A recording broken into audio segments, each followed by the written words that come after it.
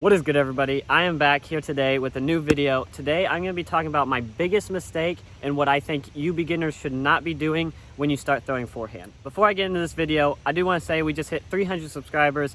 Pretty pumped about that. Road to 400 now. Make sure you hit that like and subscribe button, and I thank you guys for all the support. Now let's hop right into this video. I think it's a good one. I think it's a good conversation to have with new disc golf. So when I started throwing forehands, I got a really overstable disc. This is my most overstable disc right now, so that's why I have it. I threw them on Anheuser angles, and you know why I did this is because it got me the most distance. It got me the most distance, the quickest. I didn't really learn how to throw flat. I didn't learn how to throw hyzer.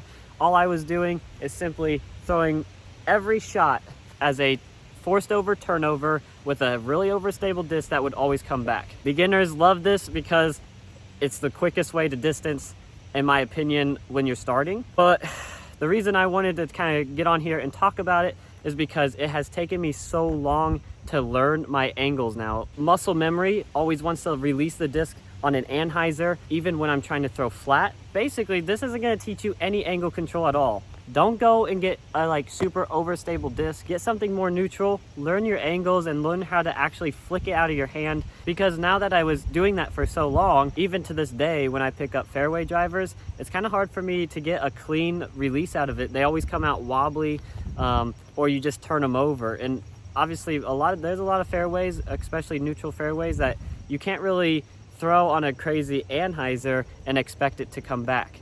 So I think it develops a lot of bad habits. There's definitely a span of time when I started, when I was telling Austin that my forehand just was so strong that I'm turning everything over. I was throwing nukes, nuke OSs, and Firebirds, and I kept telling them, I'm throwing them flat, they're just turning over. And that just was not the case at all. So you kind of start confusing yourself at the beginning when you are throwing those big Annie shots, because now you're thinking, oh man, I'm so strong.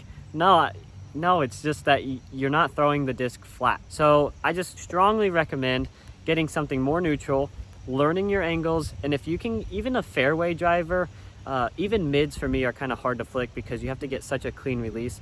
But get yourself like a neutral fairway, learn how to flick that. It would teach you a lot if you started out with something like that instead of going to buy a destroyer, a nuke, something that you can't really tell what you're doing. Don't get me wrong, the S-turn, the Anheuser forehand is a very good shot. You want it in your arsenal eventually. I just think it teaches you bad habits in the beginning. A lot of people told me that when I started out, and I didn't really trust them because I wanted to get birdies. I wanted to throw the furthest. I wanted to try to get the birdies.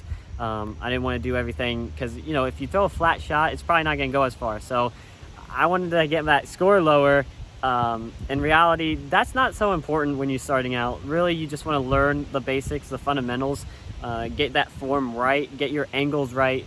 Angle control is so big in disc golf. It's incredible. Record yourself, see what you're doing, and don't just go out to the course as a beginner and throw big Anheuser forehand shots. It's going to teach you a lot of bad form. The muscle memory of it will be there. Even to this day, I still sometimes turn over a forehand because, you know, I'm still trying to get it perfected. One other reason I don't suggest this is because once you're throwing like that for a long time, it's kind of really bad for your shoulder and your elbow. When I was throwing those all the time, literally every round, that's all I threw, my elbow and my shoulder would be killing me after the round. It kind of deter me from going out the next day even. You're not gonna be able to play as long. You're gonna be mad that you can't play the next day. One way that I kind of learned is that I would try to overcorrect an Anheuser, trying to throw a complete hyzer, and for whatever reason, they always came out more flat for me. If you are stuck throwing big Anheuser shots all the time, try throwing like a big hyzer.